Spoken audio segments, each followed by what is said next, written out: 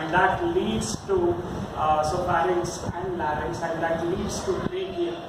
Trachea is having C-shaped cartilaginous bones, not bones, cartilage. C-shaped cartilaginous structures are there. They prevent it from collapsing. You might have seen at some places, instead of this plastic tubes, they have this flexible pipes connecting them. I'm not noticing it anywhere. They have that structures, and you see that, but it is completely O-shaped. It is not C-shaped.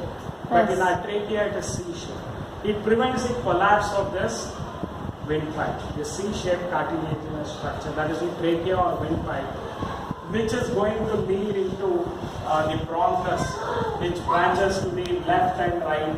So we have a pair of lungs.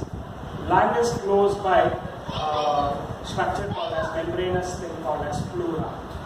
Outer membrane of the pleura and inner membrane of the pleura. In between these two membranes, there is a fluid called as pleural fluid.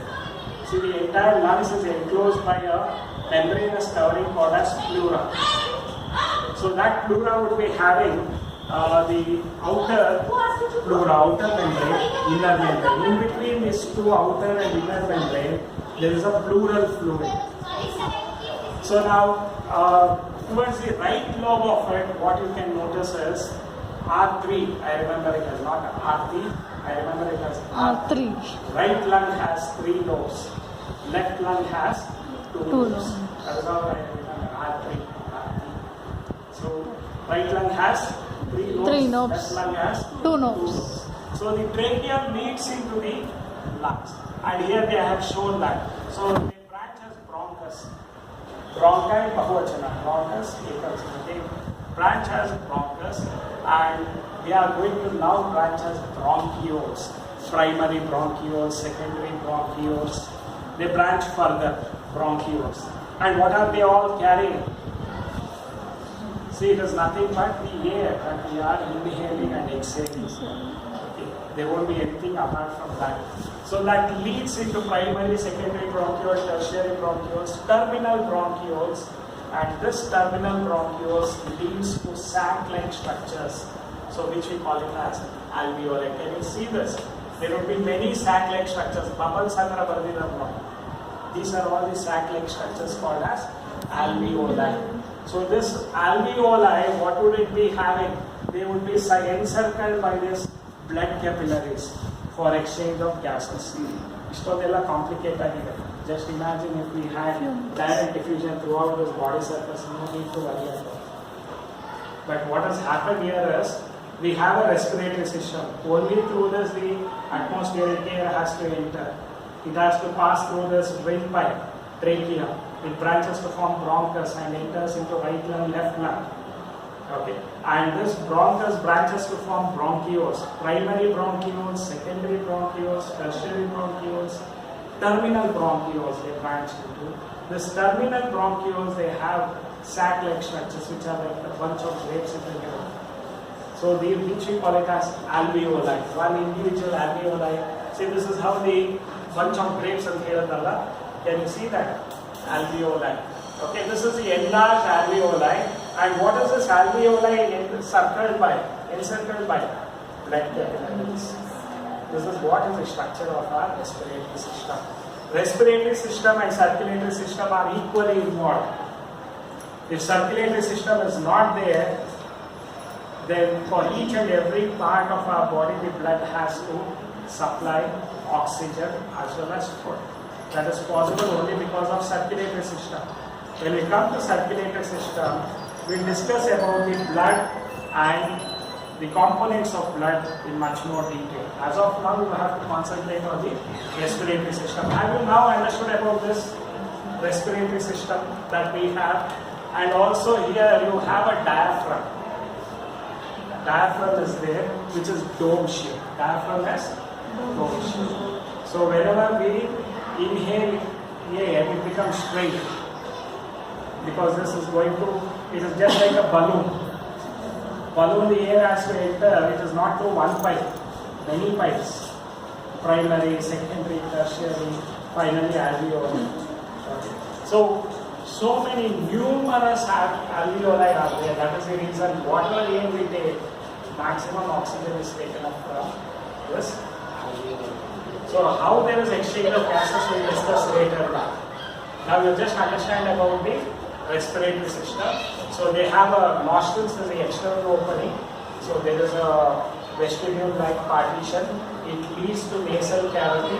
From nasal cavity it leads to larynx, pharynx. There are laryngopharynx, then other things are all there. So oropharynx and all those are there. So pharynx leads to larynx. Larynx is the voice box. The Adam's apple, what I said. There's a prominent cartilage here. In men it is more prominent. The voice box or Adam's apple, what they call it. There is no apple here stuck.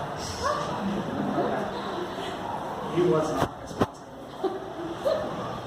So that is Adam's apple, and then it leads to this trachea, which is nothing but having C-shaped cartilaginous structures which prevents the collapse of this cartilage. And that leads into left and right, it branches as bronchus and enters into the right lung and left lung respectively. This bronchus branches as bronchioles, which might be primary bronchioles, secondary bronchioles, tertiary bronchioles, then it leads to terminal bronchioles. Terminal bronchioles can also undergo exchange of gases. When they are surrounded by this terminal bronchioles, finally leads to alveoli, sacular structures, sac-like structures. So this is what you have to remember. And diaphragm is also there, that you have to remember. Where these are enclosed within by the rib cage. So now, what happens during the mechanism of breathing? All those will be discussing it. So human respiratory system, there is a conducting part: nostrils, pharynx, larynx, trachea. Exchange part: exchange of respiratory gases between blood and alveoli. That takes place. So the next steps involved during respiration. What are the steps involved during respiration? Breathing. So there is an oxygen mixture of gases will be there. Atmospheric air, what is it made up of? Majorly 70% of, approximately I'm saying, nitrogen, nearly 21% of oxygen, 0.03 or 0.03% of carbon dioxide. Carbon dioxide content is very less in atmosphere. Oxygen content is more, but more than that, nitrogen is there. So when we inhale air, so there are some barriers to prevent the dust particles from entering into our nostrils. So we are living in Bangalore, which has become more of dust city. Garden city, clean city to dust city, garbage city has ended up as. So more amount of dust is there, especially in these areas. So what is the mechanism for us to prevent? Especially men have better mechanisms if they have moustache. So that is the first layer of filtration. But we have nasal airs. There is mucus that is present which traps the dust particles. That is nature's way of preventing the microorganisms and dust particles from entering further. So they are all barriers for these various dust particles or microorganisms. They get trapped in the mucus as well as the air that we have, the nasal airs that we have. So they are all preventive in function. Apart from that, they would also be having the outermost layer will have epithelium with cilia. Cilia are microscopic hair-like structures. They also help in trapping the dust particles. Not only the macro hairs, but also at the microscopic level, they have the ciliated epithelium. That also helps there. So breathing, oxygen diffuses in and carbon dioxide diffuses out.